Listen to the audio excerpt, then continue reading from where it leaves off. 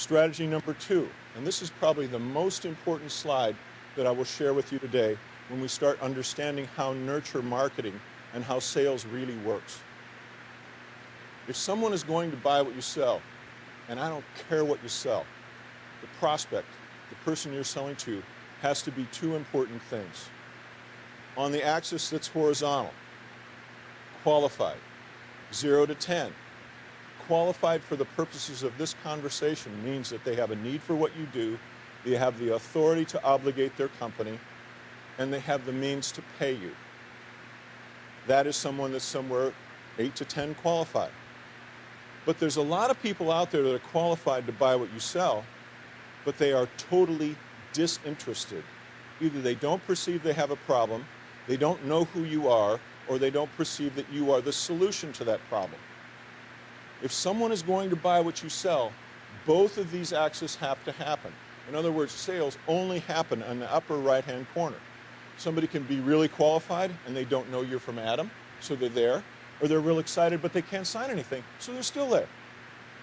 So the first challenge that I always give to entrepreneurs and business owners is, number one, clearly define who is qualified to buy what you sell. Understand that person, because who you prospect will ultimately be who your customer is. And you need to, as the leader of the company, need to tell either your salespeople or have in your mind what a clear picture of what qualified means. Size of company, individual within the company, number of employees, location, whatever that is, define it.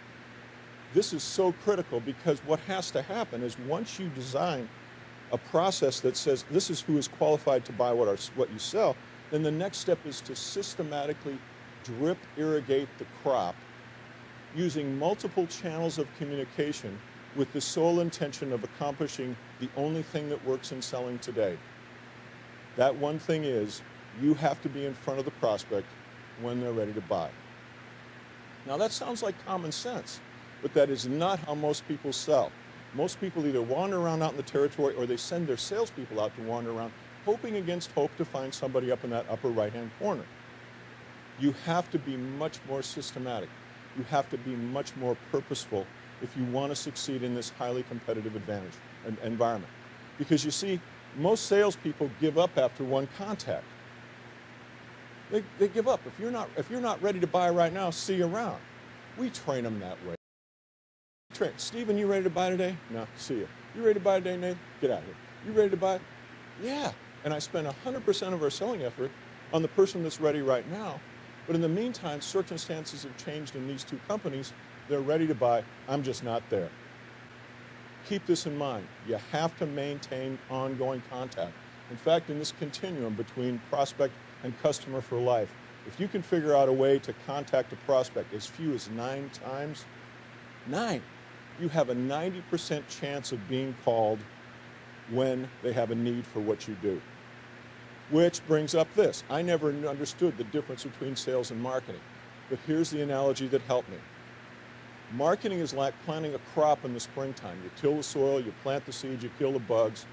All summer you water and it grows and you nurture it. That's marketing.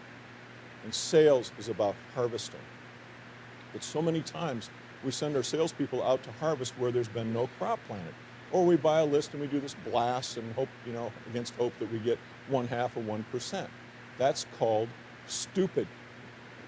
That's called expensive.